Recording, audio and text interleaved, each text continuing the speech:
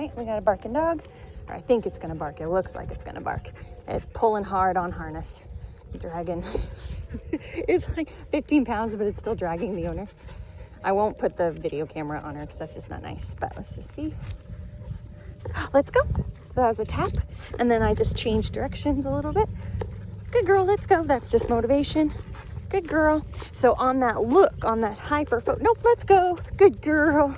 That right there, that was also a tap. Just on that look, there she is. Just on that look, I'm just redirecting her energy. Now I'm gonna slow back down. Good girl. I don't wanna be speed walking away from everything. But I just did that real quick, like move out, you know? When you can, you wanna put your body in between the distraction and the dog. Or whatever, sorry, the distraction, whether it be a dog or whatever it is, and your dog, you're in the middle, but I couldn't right there. I'll be able to on this one though. So let's look and see. We had a German Shepherd, another Shepherd coming up. I think I'm gonna stick to my 10. Oh, she's hightailing it, which means he might be aggressive. All right, so she repositioned herself in between. That's smart. Let's go. Good girl. That was a tap. I'm gonna let a few looks go. Morning. Let's go. Good girl. Good job. I'm gonna speed up. Let's go. There's that. Good job. Now I'm gonna slow down. Kind of go backward. No, let's go. Good girl. Sit. That's a lot of walking and distractions without any goodies. There you go. Oh, let's get those eyes cleaned up this morning. There you go. Let's go. Good. Did a nice slow healing away.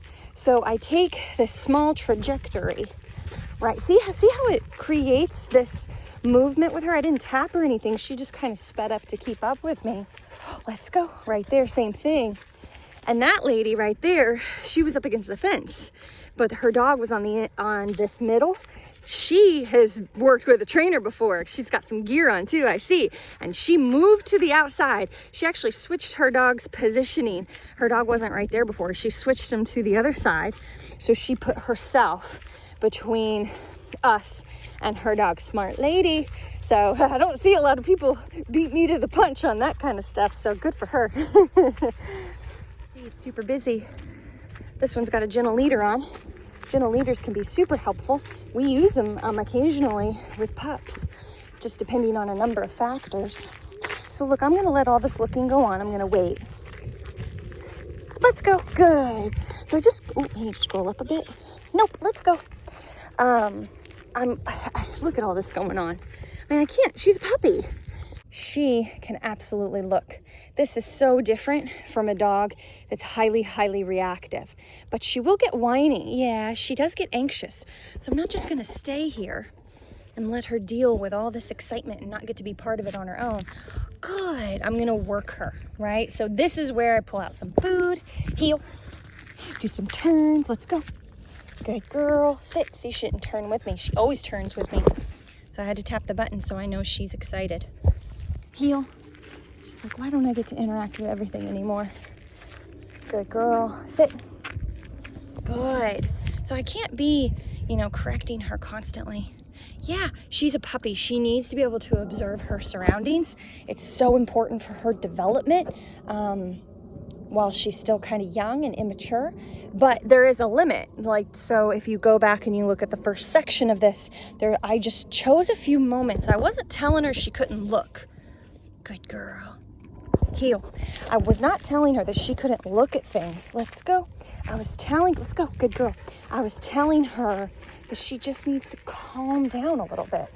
Take it from a 7 to a 4. Just take it down a notch. That's all I'm asking of her. So I'm just micromanaging. Let's go. Her emotions a little bit redirecting like that, and at a 14. So that was just a little redirection.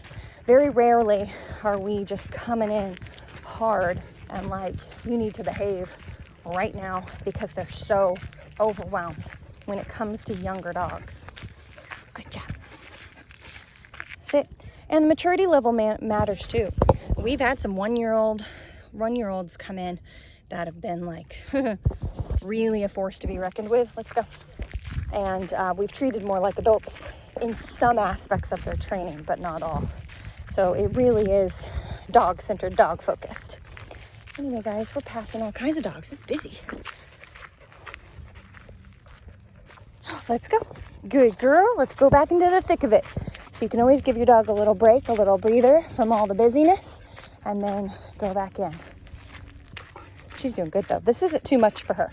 This is good. This is good level of challenge for her without overwhelming her. Like Balboa Park was really tough for her with all the birds, dogs, kids, carts, heel, everything under the sun on a weekend. But this is like perfect level of challenge for her. All right. We have a man dressed like Benjamin Franklin and a toilet. I just can't wait to see what comes of that. All right, so I got my hands full. Got a dog really pulling towards us. Let's go. Good job. Good girl. Nope, let's go. Good girl. Nope, let's go. Good girl. So that was a really difficult dog.